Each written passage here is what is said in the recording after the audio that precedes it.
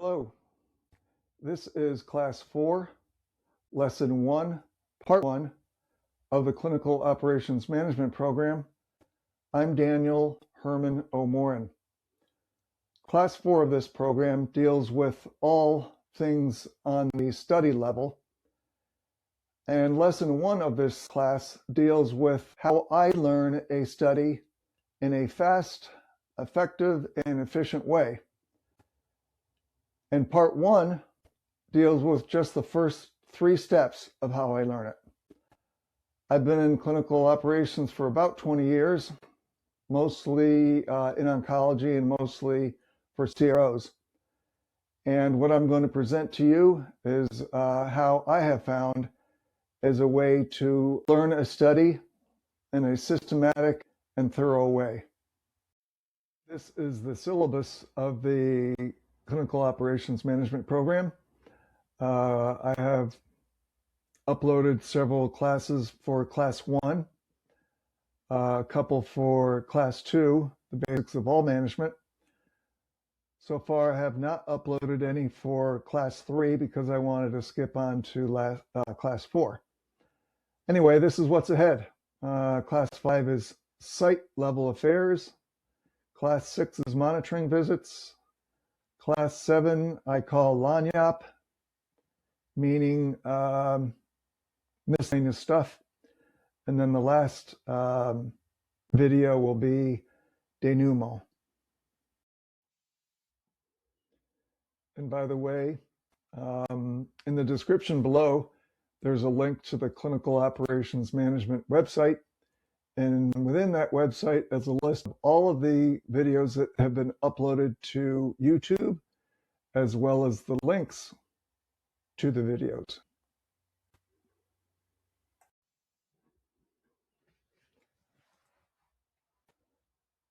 So the mission of the Clinical Operations Program is to help you run a better clinical operations team by offering tips, tricks, and wisdom that I've gleaned over my 20-plus year career with the goal of your team achieving operational excellence.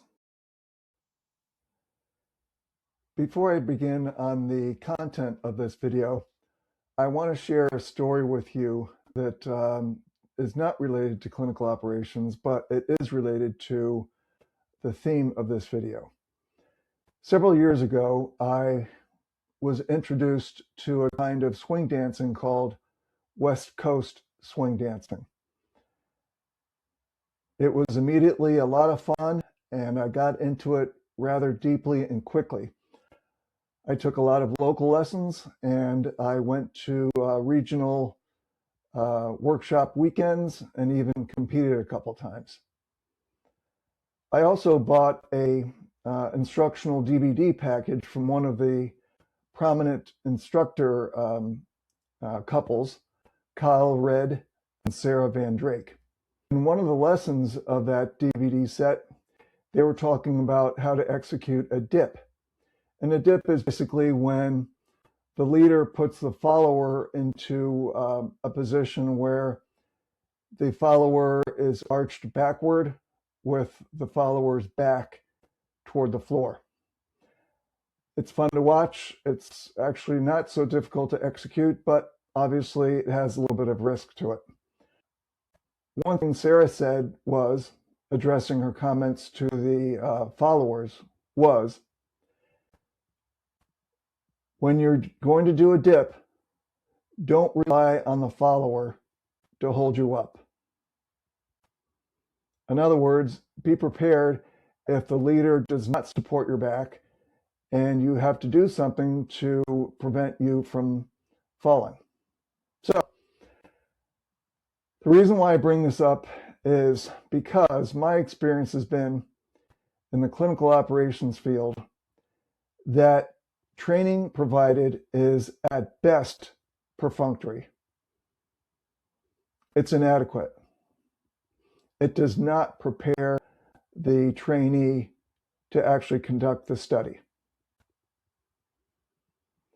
So this is the problem. We have to do our jobs, we have to perform. We're not provided the training that we need.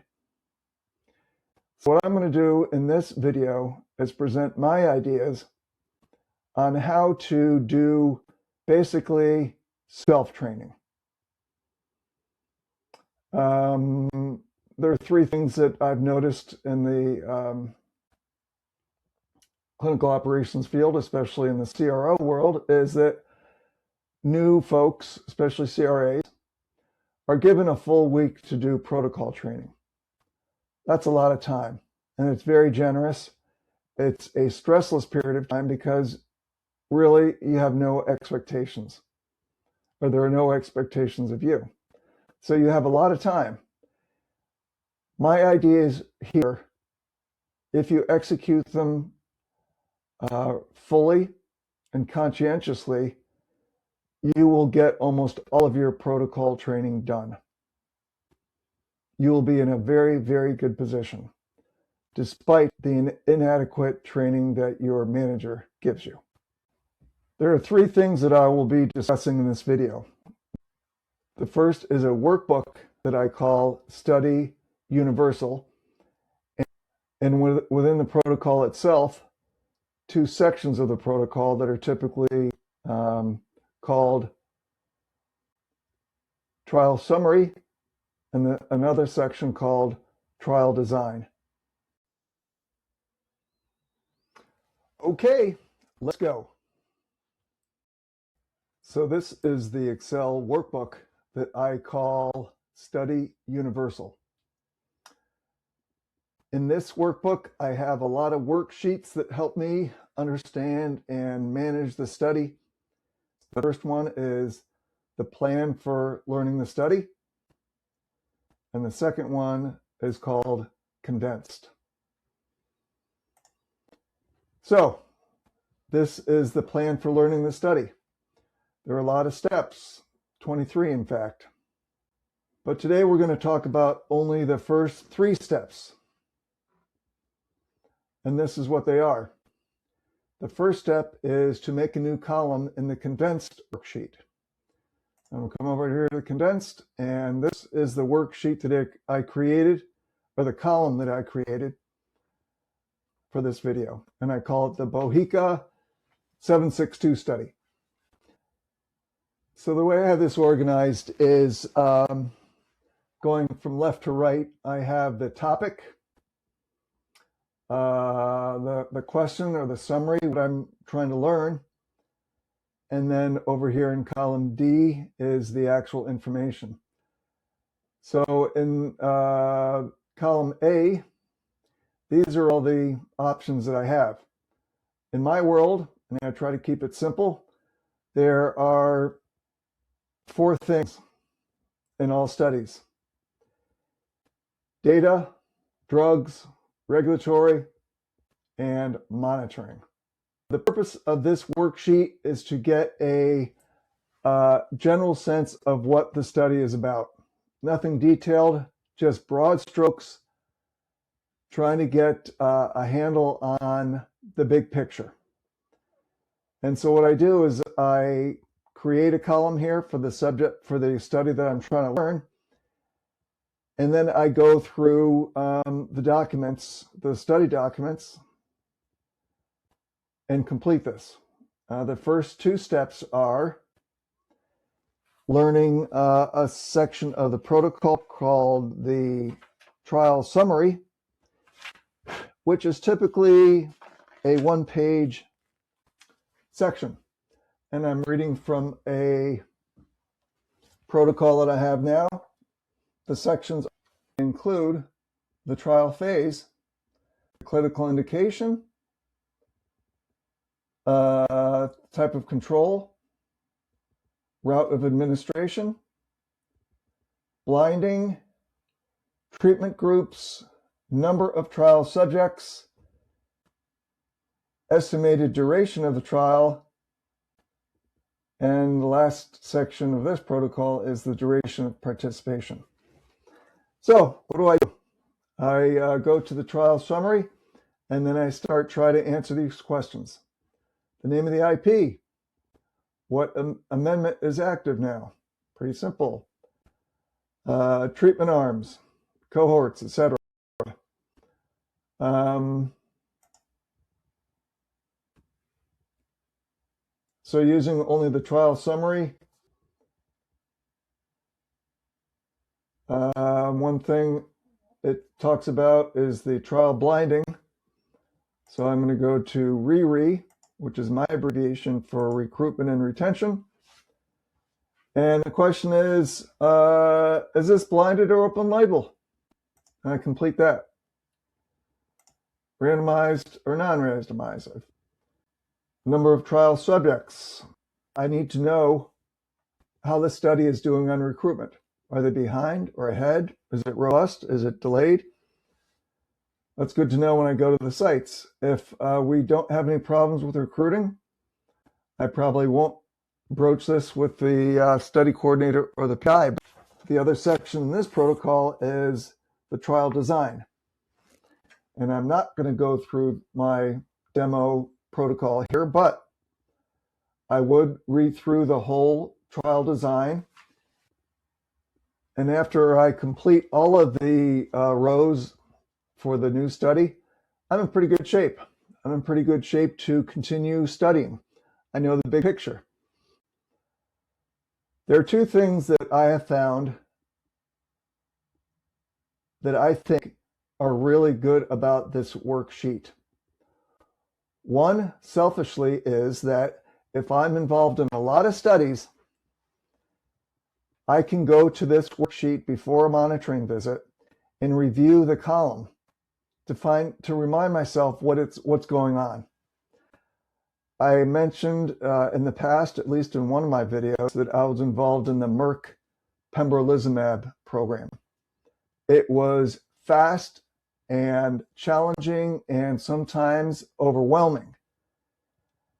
I was involved with maybe 4 or 5 protocols at once. There was a lot going on. And I had one site,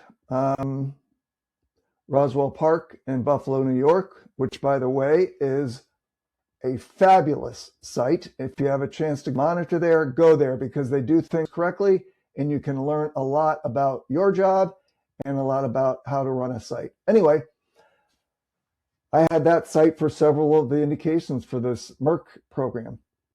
And I went to this site and I started monitoring and I realized that I had forgotten what the indication was. Yes, indeed. I realized that I didn't know. I was just executing.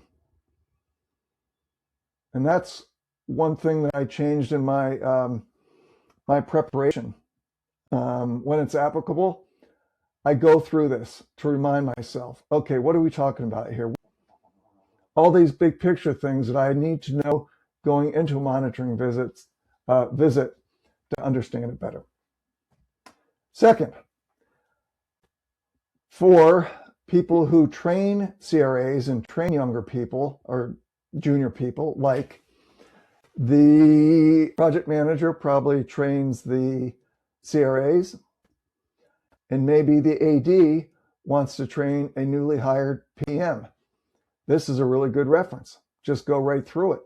Click on the left column and talk about it. What's the timing of the drug administration? Safety. What is the window for SAE reporting, especially at the higher level? What are the objectives? What are we talking about here? You need to know what the goal is. You have to find out what the objective is. Things like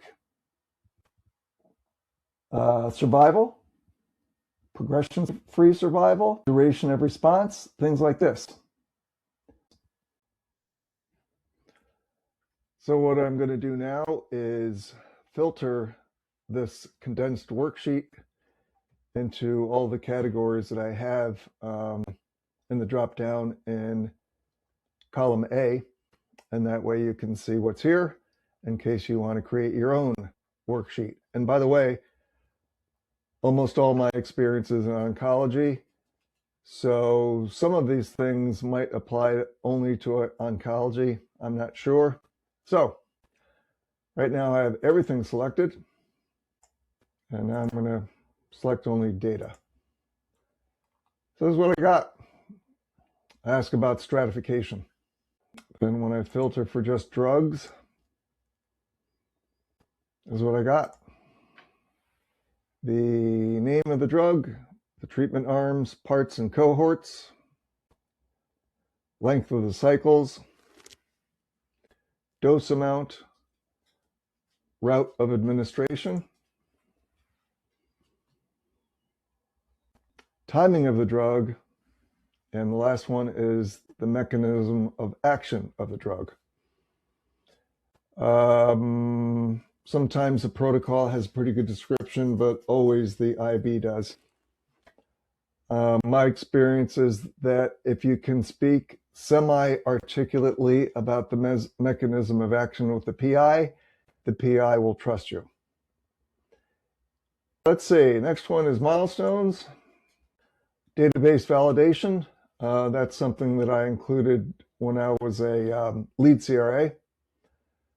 The first site ready, first subject, first visit, last person in, last subject, first visit, and database lock. The next one is objectives. Pretty easy one. Primary objectives. I know most studies have secondary objectives, but for this worksheet, this is all I care about, the primary objective. What are we trying to get done? Re is what I call recruitment and retention. So these are the questions. Is it randomized or not? Is it blinded or not? What are the enrollment goals?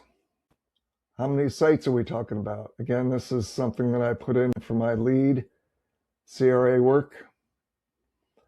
The IWRS vendor. Inclusion, exclusion criteria. Screen fail rate, that's another one I put in there for lead to give an idea how difficult it is going to be to recruit. This line of therapy, yeah, that's an important one in oncology because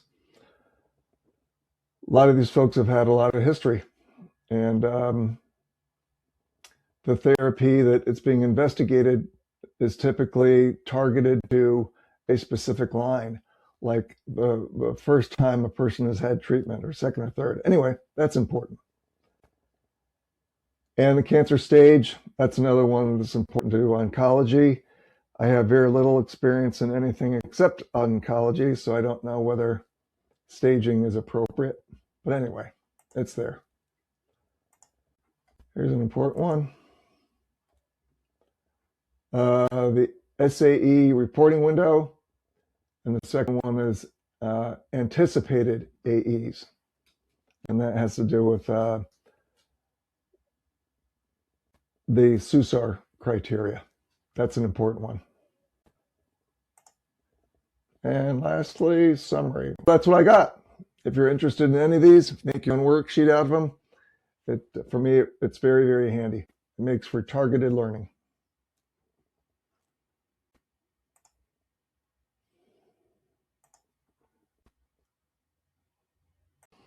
So in summary, what I've tried to do here is present my ideas on how to learn a protocol in a fast and focused way. You're going to have a week to do your protocol training, and the training that the management gives you is typically not enough to carry the day. So this worksheet is the first 3 steps on how I get it done. It asks questions that I go looking for the answers, and the answers that I get are important. So that's it for part 1 of this lesson. Part 2 will be next.